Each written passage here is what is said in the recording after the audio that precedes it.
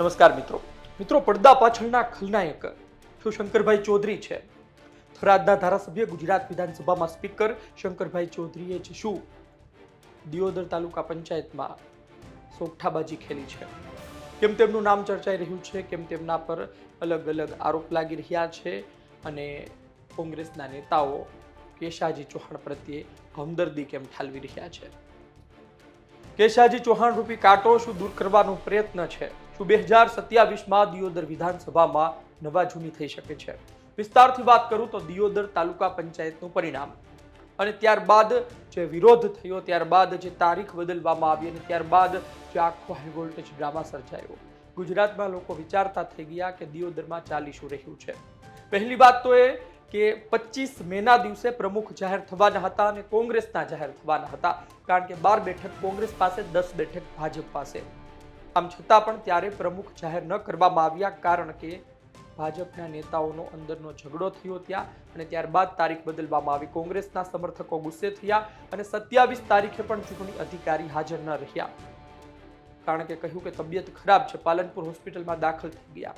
તેની સામે ગર્ભવતી મહિલા ઉમેદવાર પોતે આવે છે, કારણ કે એમની તબિયત તેમનાથી સારી હતી ચૂંટણી અધિકારી કરતા, અને ચૂંટણી અધિકારીની ખૂબ આલોચના થઈ કે ગર્ભવતી મહિલા ઉમેદવાર મત આપવા આવી શકે તો તમે કેમ નથી આવતા? તમે ચૂંટણી કેમ નથી કરાવતા? શું તમે સરકારનો હાથો બની રહ્યા છો? ભાજપના કોઈ નેતાનો હાથો બની રહ્યા છો? આવા આક્ષેપ થયા. 30 તારીખે અંતે ચૂંટણી થઈ. કોંગ્રેસના ઉમેદવાર પ્રમુખ બને છે, પરંતુ આ બધા વચ્ચે એક પોસ્ટ સોશિયલ મીડિયામાં વાયરલ થઈ. આ પોસ્ટમાં તેવું લખવામાં આવે છે કે કોંગ્રેસનો વિજય પરંતુ શંકરભાઈ ચૌધરીનો પરાજય. અમને વિચાર થયો કે આવું કેમ લખવામાં આવી રહ્યું છે. શંકરભાઈ ચૌધરી થરાદના ધારાસભ્ય છે. દિયોદર તાલુકા પંચાયત સાથે તેને શું લાગે વળગે? ભારતીય જનતા પાર્ટીના મોટા નેતા જરૂર છે, પરંતુ પહેલી જવાબદારી તો કેશાજી ચૌહાણની બને. અમે એ પોસ્ટ કરનાર કોંગ્રેસના નેતા સાથે વાત કરી હતી. સાંભળો તેમણે શું કહ્યું. ભાજપ ઉત્તર ગુજરાતની અંદર, ભાજપની અંદર શંકરભાઈ ચૌધરી કિંગ છે.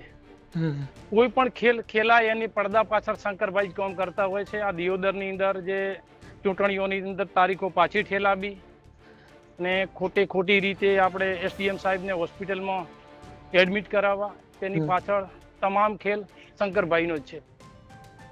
તમે આ એક વિશ્વાસ સાથે કઈ રીતે કહી શકો કે એમનો જ ખેલ છે? વિશ્વાસ તો છેલ્લા 15 વર્ષથી રાજકારણમાં મારો પણ અનુભવ છે અને છેલ્લા 3 વર્ષથી તો નજીકથી હું શંકરભાઈને જોઉં છું. શંકરભાઈ કેવા સમાજમાં બીજે કેવા ખેલ કરે, જે પાછળ પડદાની રહી, પાછળના પડદાની પાછળ રહીને જે ખેલ કરે એને હું સારી રીતે વાકેફ શંકરભાઈ ચૌધરી સાહેબને મેં નજીકથી ઓળખી લીધા છે. અને આપની પાસે એવા કોઈ પુરાવા કે એવું કશું છે કે તમે એ જાહેર કરી શકો કે જુઓ આ રેકોર્ડિંગ્સ છે કે આ બાબત છે કે એવું કશું તમારી પાસે છે? ના, રેકોર્ડિંગ બીજું કશું કઈ ના હોય. નજીકથી હું માણસને ઓળખું છું એટલે ચોખ્ખું ચિત્ર દેખાય છે. જે દિયોદરની અંદર જે આજે ચૂંટણીઓની પાછી તારીખો ઠેલાણી, એની અંદર પડદા પાછળ શંકરભાઈ ચૌધરીનો જ હાથ છે. તમે જુઓ મગાભાઈ કે દિયોદરની જવાબદારી કેશાજી ચૌહાણ પર હતી. દિયોદરમાં જિલ્લા પંચાયતમાં પણ ખરાબ પરિણામ આવ્યું. તમારી પાર્ટી તાલુકા પંચાયતમાં પણ બંનેમાં લાખણી હોય, દિયોદર બંનેમાં સારું પરિણામ લઈને આવી. તો કેશાજી ચૌહાણની પણ એટલી બદનામી થઈ રહી છે, તો એવું પણ ના બની શકે કે કેશાજી ચૌહાણે પણ પડદા પાછળ સોગઠાબાજી કરી હોય? ઉત્તર ગુજરાતની અંદર ભાજપના કોઈ નેતાનું કશું કઈ સરકારમાં ચાલતું નથી શંકરભાઈ સિવાય. કેશાજીનું પણ નથી ચાલતું. બરાબર, શંકરભાઈ જ બોસ ઉત્તર ગુજરાતની અંદર. બાકી કોઈનું કશું ચાલતું નથી. તમામ ખેલ પાછળ શંકરભાઈનો હાથ હોય. કેશાજી તો મંત્રી રહી ચૂક્યા છે ભૂતકાળમાં. મંત્રી તો અમારે એમની પૂર્વ સાંસદ પરબતભાઈ પટેલ મંત્રી રહી ચૂક્યા છે. એ થરાદની અંદર જોઈએ તો કોઈ કચેરીમાં એમનું કશું કઈ ચાલતું જ નથી. સર્વેસર શંકરભાઈ ચાલે છે. બરોબર. તો શંકરભાઈ આ બધું કદાચ ઉદાહરણ તરીકે આપણે એક વખત માની લઈએ કે ભાઈ એમણે કર્યું છે, તો આ તો નુકસાન તો કેશાજીને થઈ રહ્યું છે આનું.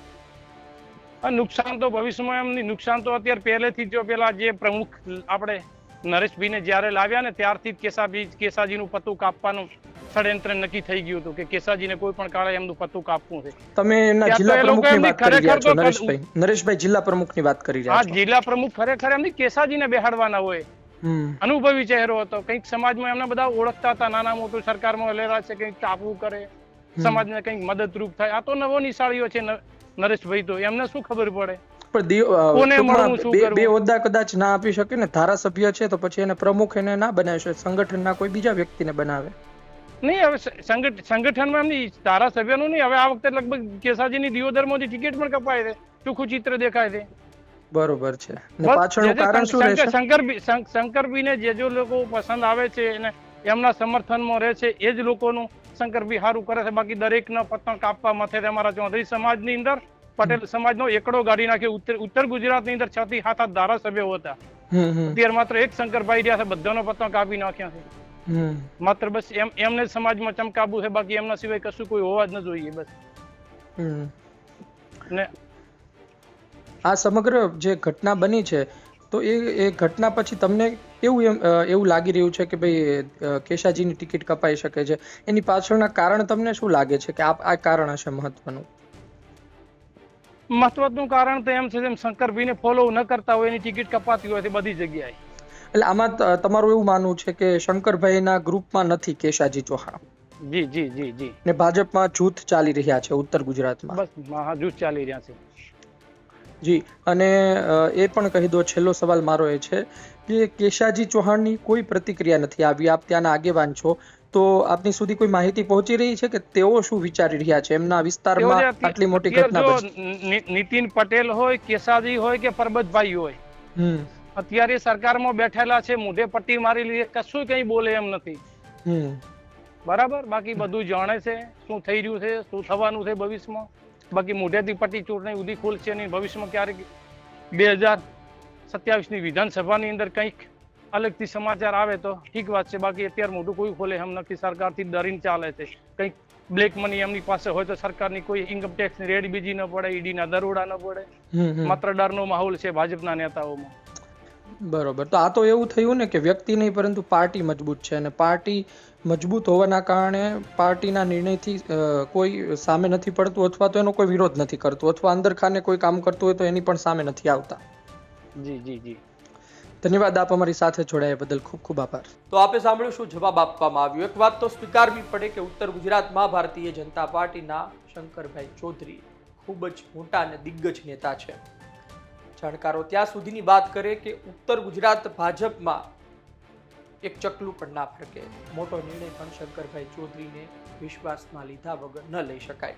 શંકરભાઈ ચૌધરીના કોઈ આગેવાન પર, કોઈ સંગઠનમાં નેતા પર હાથ હોય, આશીર્વાદ હોય તો પછી એ સેફ છે. ઉત્તર ગુજરાતમાં તેને ખૂબ માન સન્માન મળે, તેનો ગ્રાફ ઉપર જાય. પરંતુ જો એ હાથ ખેંચી લેવામાં આવે તો પછી એ વ્યક્તિને કોઈ ગણકારે પણ નહીં. આરોપ એવા છે, વાતો તેવી ચાલી રહી છે જે મુજબ અમે સવાલ પણ પૂછ્યા કે ત્યાં જૂથવાદ છે અને દિયોદરના ધારાસભ્ય કેશાજી ચૌહાણ શંકરભાઈની સામેના જૂથના માનવામાં આવે છે. આ બબાલ બાદ દિયોદર તાલુકા પંચાયતના પરિણામ બાદ કહેવામાં આવે છે કે તેમના વિરોધીઓ દ્વારા જ એક આખું કાવતરું ઘડવામાં આવ્યું અને ત્યારબાદ તારીખો બદલવામાં આવી, જેનાથી કેશાજી ચૌહાણ ડેમેજ થાય. આ વાત ફક્ત અત્યારે કહેવામાં નથી આવી. ગુલાબસિંહ રાજપૂતે પોતે પણ તેવા આરોપ લગાવ્યા છે કે આ ભાજપની અંદરનો ઝઘડો છે અને કેશાજી ચૌહાણના વિરોધીઓ આ પ્રકારનું કામ કરી રહ્યા છે.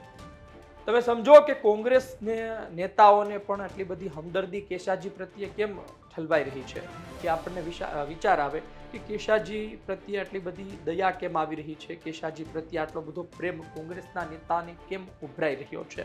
તેની પાછળ છે ભાજપના નેતાઓનો અંદરનો ઝઘડો ચાલતો હોય તો તેનો ફાયદો સામે કોંગ્રેસને થાય, આમ આદમી પાર્ટી અન્ય પાર્ટી હોય તો એને થાય. એટલે ભારતીય જનતા પાર્ટી સામે કોંગ્રેસ ઈચ્છતી હોય કે આ ઝઘડો વધે, અંદરો અંદર વધુ બબાલ થાય, જૂથવાદ વધુ વધે અને અંતે કોંગ્રેસને ફાયદો થઈ શકે. જેમ કે કોંગ્રેસમાં પણ અંદરો અંદર ઝઘડો ચાલ્યો.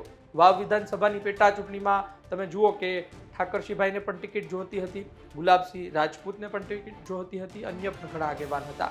આ વચ્ચે ગુલાબસિંહને ટિકિટ મળી, ઠાકરસિંહે ઘણા નિવેદન પણ આપ્યા, ગુલાબની બેન ગેનીબેન, ત્યારે પણ ભારતીય જનતા પાર્ટીએ તેનો લાભ લીધો.